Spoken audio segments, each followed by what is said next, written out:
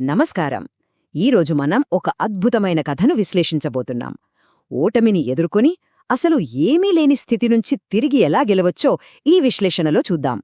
రమేష్, సీత ఈ ఇద్దరి ప్రయాణం వింటే రెసిలియన్స్ అంటే ఏంటి, ఆ మానసిక దృఢత్వమనేది ఎంత పవర్ఫుల్గా పనిచేస్తుందో మనకు అర్థమైపోతుంది. కటిక చీకటిలాంటి నిరాశ నుంచి విజయ శిఖరాలకు వాళ్లెలా చేరుకున్నారనే దాని వెనకున్న మెకానిక్స్ను ఈరోజు మనం పూర్తిగా బ్రేక్డౌన్ చేద్దాం. సరే, ఈ ప్రయాణంలోకి నేరుగా వెళ్ళిపోదాం. ఈ కథ మొత్తానికి ఒక మూలస్తంభం లాంటి మాట ఉందండి. అదేంటంటే, ఉద్యోగం పోవడం ఓటమి కాదు, ప్రయత్నం ఆపేయడం మాత్రమే నిజమైన ఓటమి. వినడానికి చాలా సింపుల్గా అనిపించినా, జీవితంలో మనం అట్టడుగు స్థాయికి పడిపోయాం అనుకున్నప్పుడు ఆ పరిస్థితిని చూసే విధానాన్నే ఈ ఒక్క ఆలోచన పూర్తిగా మార్చేస్తుంది. ముందుగా మనం మొదటి భాగమైన ఓటమి వాస్తవికత మరియు ఆ నిరాశవల గురించి మాట్లాడుకుందాం. అసలీ మానసిక మార్పున అర్థం చేసుకోవాలంటే, కష్టాలు సడన్గా మీద పడినప్పుడు మనుషులు ఆ నిరాశ అనే ఉచ్చులో ఎలా చిక్కుకుపోతారో, ఎలా బ్లాంక్ అయిపోతారో మనం ఖచ్చితంగా గమనించాలి. ఒక్కసారి ఈ పరిస్థితిని ఊహించుకోండి.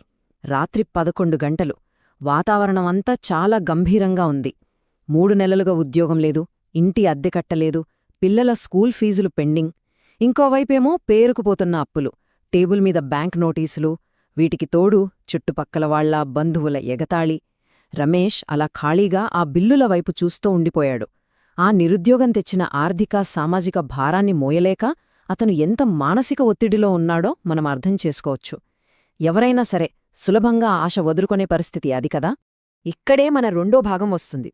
అదే ఓటమికి కొత్త అర్థమివ్వడం. సరిగ్గా ఆ కష్ట సమయంలో రమేష్ భార్య సీత ఎంటర్ అవుతుంది. ఆమె చేసిన ఒక చిన్న జోక్యం పరిస్థితులను ఎలా మార్చేసిందన్నది చాలా ఆసక్తికరం. కేవలం ఒక చిన్న సంభాషణ ద్వారా ఆమె అసలు ఓటమి అనే పదానికే ఉన్న భావనను పూర్తిగా పునర్నిర్వచించింది. ఇది సైకాలజీలో చెప్పే రీఫ్రేమింగ్ అనే కాన్సెప్ట్ను ఎంత అద్భుతంగా వివరిస్తోందో చూడండి. ఇక్కడ ఎడమవైపుల చూస్తే రమేష్ దృష్టిలో ఓటమి అంటే ఏంటి? నిరుద్యోగం, డబ్బు లేకపోవడం, చుట్టుపక్కల వాళ్ల ఎగతాళి, రైట్? కాని కుడివైపునున్న సీత దృష్టిలో చూడండి. ఓటమి అంటే ఈ బాహ్యమైన నష్టాలు కాదు, మనమీద మనకున్న నమ్మకాన్ని కోల్పోవడం, ఇక నా వల్ల కాదు అని ప్రయత్నాన్ని ఆపేయాలని నిర్ణయించుకోవడం, అదనమాట నిజమైన ఫెయిల్యూర్. ఈ చిన్న షిఫ్ట్ ఉందే, ఇది నిజంగా చాలా శక్తివంతమైనది. ఇక మూడవ భాగంలోకి వస్తే, మనలో దాగియున్న బలాన్ని గుర్తించడం మరియు పనిలో గౌరవం. ఒకసారి ఆ మైండ్ సెట్ మారిన తర్వాత మనం వెయ్యాల్సిన నెక్స్ట్ ఇంపార్టెంట్ స్టెప్ ఇదే. మనలో దాగియున్న ఆ బలాన్ని బయటికి తీయడం, పాత అహంకారాన్ని పక్కన పెట్టేయడం. దీన్నే డిగ్నిటీ ఆఫ్ లేబర్ అంటారు. అంటే ఏ పని చేసినా అందులో ఉండే గౌరవాన్ని మనం యాక్సెప్ట్ చేయడం. ఎక్కడొక ఇంట్రెస్టింగ్ ఇన్సిడెంట్ జరుగుతుంది.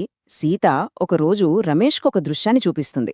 ఒక వ్యక్తి తన కార్పొరేట్ ఉద్యోగాన్ని కోల్పోయి ఆ తరువాత ఏమాత్రం మొహమాట పడకుండా ఒక చిన్న టీ బండి పెట్టుకుని అందులో ఎంతో సక్సెస్ అయ్యాడు. పని చిన్నదా పెద్దదా అనేది అస్సలు పాయింటే కాదు, దాన్ని మనం ఎంత నిజాయితీగా చేస్తున్నామన్నదే ముఖ్యం అని సీత రమేష్కు ప్రాక్టికల్గా వివరిస్తోంది. అంటే గతాన్ని, ఆ పాత స్టేటస్ని పట్టుకుని వేలాడకుండా దాన్ని పూర్తిగా వదిలిపెట్టినప్పుడే మనం లైఫ్లో ముందుకెళ్లడం స్టార్ట్ అవుతుందని ఇది స్పష్టం చేస్తోంది. మరి ఈ మాటలు ఆచరణలో ఎలా మారాయో ఇప్పుడు చూద్దాం. రమేష్కు ఒక అద్భుతమైన టాలెంటుంది.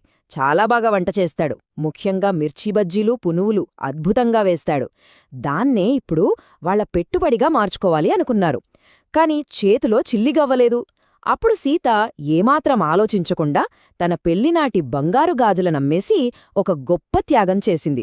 చూశారా, ఒక పెద్ద త్యాగంతో ఆ చిన్న టిఫిన్ బండి మొదలైంది. మొదటి రోజు జస్ట్ 500 రూపాయల ఆదాయంతో వినయంగా స్టార్ట్ చేసి క్రమంగా ప్రతిరోజూ 3000 రూపాయలు సంపాదిస్తూ తమ అప్పులన్నీ ఎలా తీర్చేశారో ఈ దశలు మనకు కళ్లకు కట్టినట్లు చూపుతున్నాయి. 4వ భాగం, విజయంలో సానుభూతి, గత కష్టాలు నేర్పిన పాఠం. వారి వ్యాపారం అలా వేగంగా అభివృద్ధి చెంది సీతా టిఫిన్స్ అనే ఒక పెద్ద రెస్టారెంట్ స్థాయికి చేరుకుంది. అయితే ఇక్కడ మనం గమనించాల్సిన ఒక విషయం ఉంది. గతంలో పడిన కష్టాలు కేవలం మనకు బాధను మాత్రమే ఇవ్వవండి, అవి ఇతరుల కష్టాన్ని అర్థం చేసుకునే ఒక లోతైన ఎంపతిని, ఒక సానుభూతిని కూడా ఇస్తాయి. సరిగ్గా ఈ పాయింట్ ఇక్కడ అద్భుతంగా క్యాప్చర్ చేయబడింది. ఇక్కడ కనిపిస్తున్న ఆ 50 రూపాయలు కేవలం ఒక నంబర్ మాత్రమే కాదు, ఒకరోజు ఒక కుర్రాడు వాళ్ళ రెస్టారెంట్లో భోజనం చేసి బిల్లు కట్టేటప్పుడు అతని దగ్గర 50 రూపాయలు తక్కువ పడతాయి. అప్పుడు రమేష్ ఏమాత్రం కోపపడకుండా ఆ డబ్బును వదిలేస్తాడు. ఎందుకంటే తను కూడా ఒకప్పుడు కటిక దారిద్ర్యాన్ని, నిస్సహాయతను ఫేస్ చేశాడు కదా. ఆ రోజులనతను మర్చిపోలేదు. ఆ సానుభూతే, ఆ ఎంపతీనే వాళ్ల రెస్టారెంట్కు అంత మంచి పేరును తెచ్చిపెట్టింది. ఇప్పుడు 5వ భాగం, భాగస్వామ్య శక్తి మనకు వెన్నంటి ఉండే ఒక మద్దతు వ్యవస్థ. వారి ఆ అద్భుతమైన ప్రయాణం అంతిమంగా ఈ కథలోని అతిపెద్ద గుణపాఠం దగ్గరికి మనల్ని తీసుకొస్తోంది. జీవితంలో ఎప్పుడూ మన వెలుక నిలబడే ఒక సపోర్ట్ సిస్టమ్ ఉంటే అది మనల్ని ఎంతలా మార్చేస్తోందో ఇక్కడ మనం స్పష్టంగా చూడొచ్చు. ఒక్కసారి ఈ టైంలైన్ చూడండి. కరెంటు లేక చీకట్లో కూర్చుని బ్యాంకు నోటీసులు చూస్తూ కుమిలిపోయిన ఆ పరిస్థితి నుంచి ఒక చిన్న టిఫిన్ బండి పెట్టి దాన్ని ఒక ప్రసిద్ధ రెస్టారెంట్గా మార్చి చివరికొక పెద్ద కాలేజ్లో విద్యార్థుల ముందు ఒక స్పెషల్ గెస్ట్గా నిలబడి స్టాండింగ్ ఓవేషన్ అందుకునే స్థాయికి ఎదగడం. వావ్! ఈ ట్రాన్స్ఫర్మేషన్ నిజంగా మైండ్ బ్లోయింగ్ కదండి. ఒక అద్భుతమని చెప్పొచ్చు. ఆ కాలేజ్లో స్టూడెంట్స్తో మాట్లాడుతూ రమేష్ ఒక మాట అన్నాడు. అది వింటే రోమాలు నిక్కబుడుచుకుంటాయి. నా విజయానికి కారణం నేను కాదు, ఆమె. మనల్ని నమ్మే ఒకే ఒక్క మనిషి మనతో ఉంటే చాలు, మనమెక్కడ్నుంచైనా మళ్ళీ నిలబడగలం. ఈ ఒక్క మాటతో తన సక్సెస్ మొత్తం సీత ఇచ్చిన సపోర్ట్ వల్లే అని అతను ఓపెన్గా చెప్పేశాడు. తన మీద తనకు నమ్మకం పోయి ఏమీ లేనప్పుడు సీత నమ్మకమే అతన్ని మళ్ళీ నిలబెట్టిందని ఇది మనకు స్పష్టం చేస్తోంది. ఇక ఈ విశ్లేషణ ముగింపుకు వస్తే ఆ జంట తమ బాల్కనీలో నిలబడి గతాన్ని గుర్తు చేసుకుంటారు. ఇక్కడ మనం నేర్చుకోవలసినవి చాలా ఉన్నాయి. ఉద్యోగం, డబ్బు, ఈ కష్టపరిస్థితులు ఇవన్నీ జస్ట్ టెంపరరీ మాత్రమే. ప్రతి మనిషిలోనూ ఎదురొడ్డి పోరాడే ఒక విపరీతమైన ఇన్నర్ స్ట్రెంగ్త్ ఖచ్చితంగా ఉంటుంది. కాకపోతే చాలాసార్లు ఆ శక్తిని మనకు గుర్తు చేయడానికి ఒక సపోర్టివ్ పార్ట్నర్ కావాలి. అటువంటి నిజమైన సపోర్ట్ దొరికితే ఎలాంటి ఓటమినైనా మనం విజయంగా మార్చేవచ్చు. సో ఈరోజు మన విశ్లేషణను ముగించే ముందు ఒక చిన్న ప్రశ్న మనకు మనం వేసుకుందాం. మనల్ని అంత బ్లైండ్గా, అంత బలంగా నమ్మే వ్యక్తి మన జీవితంలో ఉన్నారా? లేదా కనీసం ఆ నమ్మకాన్ని, ఆ భరోసానే మనం ఇంకొకరికి ఇప్పగలమా? ఏదైనా కష్టంలో ఉండి నిరాశలో కూరుకుపోయిన ఒకరికి మనం ఆశాకిరణంగా మారే ఛాన్స్ ఎప్పుడూ ఉంటుంది కదా. ఈ బలమైన ఆలోచనతో నేటి విశ్లేషణను మనం ముగిద్దాం. మళ్ళీ మరో ఆసక్తికరమైన టాపిక్